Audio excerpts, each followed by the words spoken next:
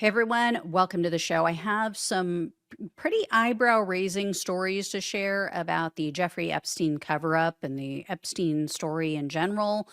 One of Donald Trump's cabinet members just made a liar out of his FBI director, Kash Patel. And one of Trump's personal attorneys has now been caught blaming Epstein victims for Epstein's depravity. I mean, way to go. Right? They talk all about the children, how much we care about the children, save the children. How many of them had that sign at the Capitol on January 6th? When it comes down to it, no, it's save the pedophiles. Speaking of which, I also have a video of a Republican senator calling for us to stop being so mean to child predators.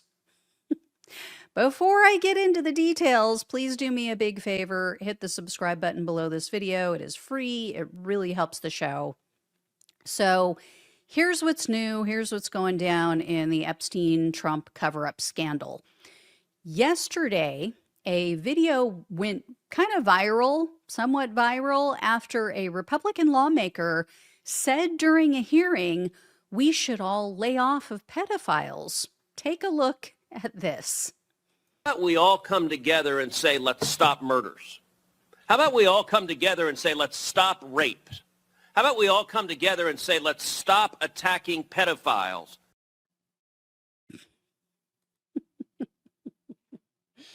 So, yeah, that was Senator Ted Cruz of Texas. I think it was a mistake. Then again, I mean, he has become a major Trump humper, so maybe kind of a Freudian slip. Yeah. Next up is actual news, like, legitimately angering news. Next up is a Trump cabinet official who definitely did not make a mistake. So here's what he said about Epstein back when he knew him, back when he was a neighbor. Take a listen to this. His MO was, get a massage. And what happened in that massage room, I assume, was on video. This guy was the greatest blackmailer ever. Blackmailed people. That's how he had money. So what happened to those videos? Why is there now such a dearth of information when, Donald Trump's people are running the FBI and the DOJ?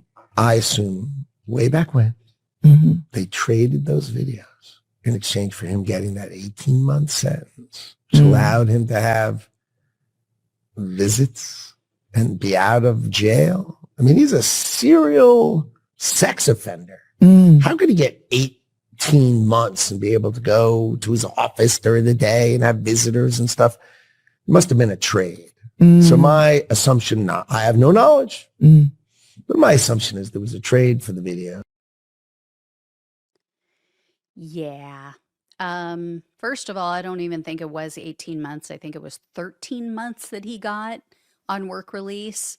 So that man, as I'm sure you guys all know, that is Trump's Commerce Secretary, Howard Lutnick. So he made those statements on the New York Post podcast, and he may not have direct knowledge, but as I said, he was a neighbor. So he is not just speculating, because Lutnick, as a billionaire neighbor of Epstein, apparently got an invite one day, went over to Epstein's house with his wife, and Epstein is showing them around, and Epstein takes them into his massage room.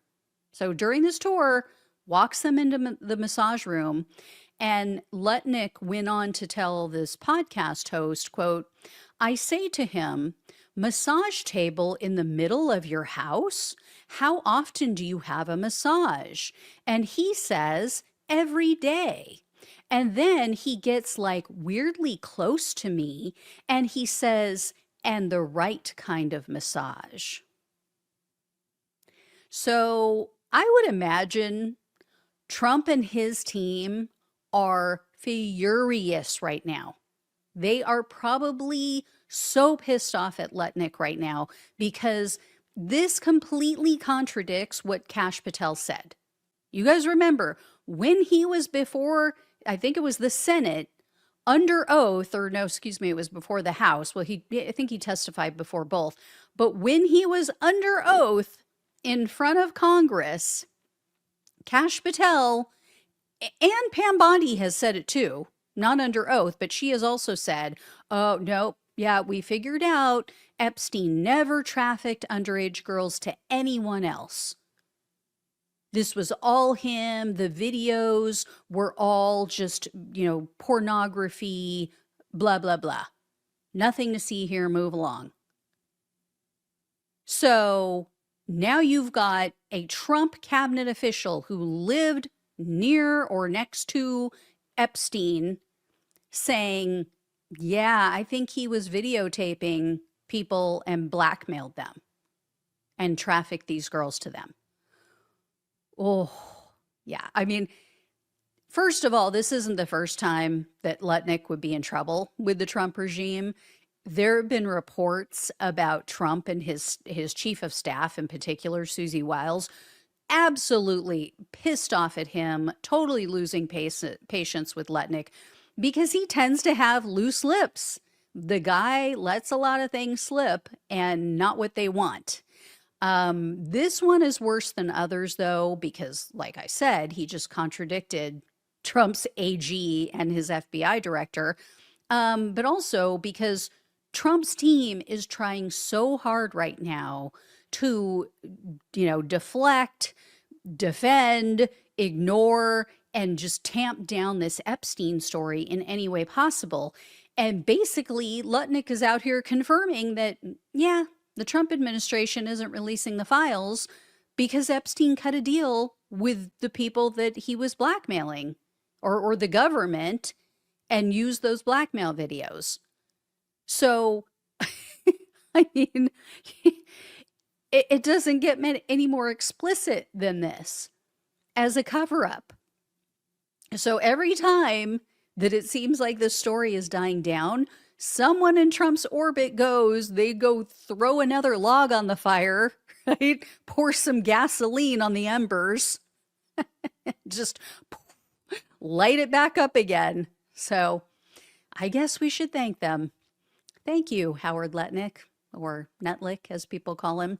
So we also just learned even more about what a lowlife scumbag pedophile protector Alan Dershowitz is. And remember, as I show you this video, Dershowitz was not just one of Epstein's good friends, not just one of his defense attorneys.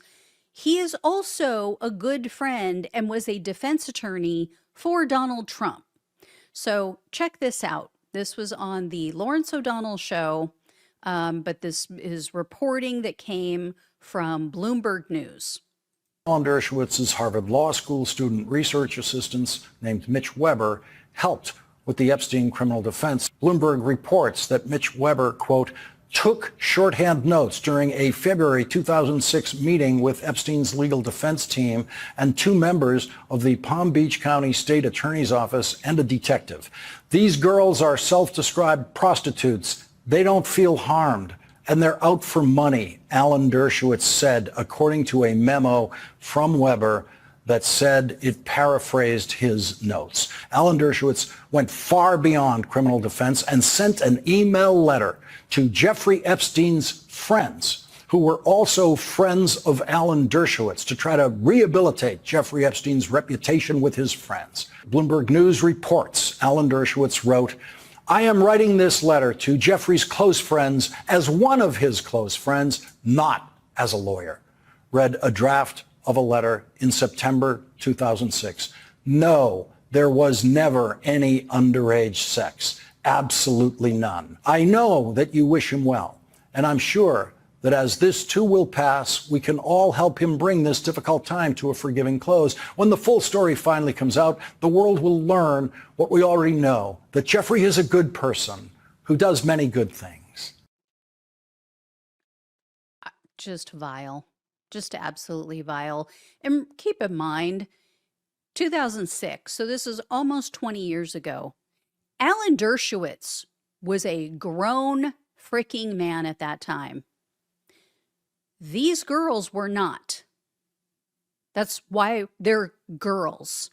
They were underage. Many of them were still, at that point, 2006, underage.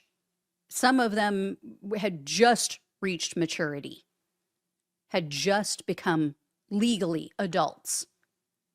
So, yeah, you have a very different perspective on things when you are a child or a young adult than you do when you get older and you are a full-grown adult with experience and decades under your belt and you have children. You see things very differently.